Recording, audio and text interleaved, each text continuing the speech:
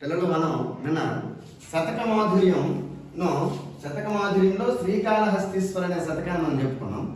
శ్రీకాళహస్తీశ్వర శతకం తర్వాత మనకి శ్రీకాళహస్తీశ్వర శతకంలో మనకి భక్తిభావయుక్తంతో కూడినటువంటి శ్రీకాళహస్తీశ్వర, శ్రీకాళహస్తిలో వెలిసినటువంటి ఓ శంకర, ఓ శివ అని చెప్పాడు. బ్రతకడానికి చాలా ఉన్నాయి, రాజుల్ని ఎందుకు సేవించడం అని చెప్పాడు.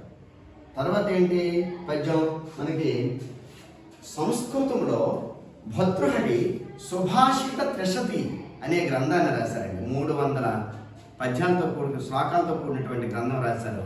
అది సుభాషిత త్రిశతిని సుభాషిత రత్నావళిగా తెలుగులో అనువాదం చేసినటువంటి వారు ఏనుగు ఎలక పుష్ప. ఏనుగు ఎలక పుష్ప అంటే ఏనుగు లక్ష్మణ కవి, ఎలకూచి బాల సరస్వతి, పుష్పగిరి తిమ్మనం. వీరిలో ముందుగా ఏనుగు లక్ష్మణ కవి గారి గురించి మనం ముందుగా చెప్పుకుంటాం. ఏనుగు లక్ష్మణ కవి గారు రాసినటువంటి ఈ పద్యాల్లో, నీతి పద్యాల్లో ఏమిటంటే మకుటం అనేది ఉండదు. మకుటం అంటే ఏంటి? సంబోధనాంత వాక్యము లేదా కవిగారు రాసినటువంటి నామముద్రైనా ఉంటుంది, లేదా కవిగారికి ఇష్టమైనటువంటి తన ఇష్టదైవం పేరు కూడా ఉంటుంది. ఇక్కడ శ్రీకాళహస్తీశ్వర అంటే శివుడి కోసం రాశారు, భాస్కర్ అంటే ఓ సూర్య భగవాన్ అని రాశారు.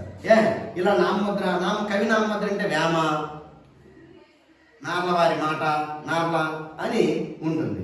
ఇలా ఉండే శతకాలు. కానీ ఇవి నీతి శతకాల్లో మొక్కటం లేనటువంటి శతకాల్లో మనము చెప్పుకుంటాం. ఇందులో నీతులు శృంగాలతో కూడుకున్నటువంటి శతకాలు కూడా ఉన్నాయి. అటువంటి భద్రుహరి సుభాషిత త్రిశతిని మనకి అందించారు. అది తెలుగులోకి అనువాదం చేశారు ఏనుగు లక్ష్మణ కవి గారు.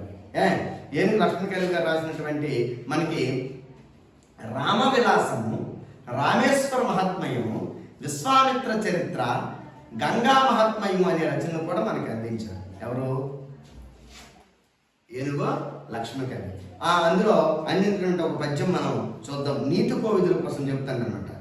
నీతి ప్రౌఢ విహారులైన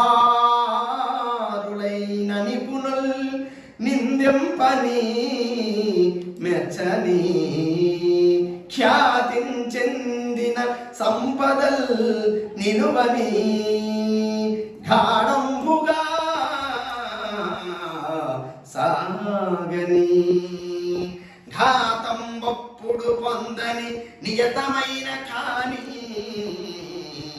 యుగాంతంబునన్ నీతి శ్లాఘ్య పదం తప్పరు కథా నిత్యంబు ధీరోత్తముల్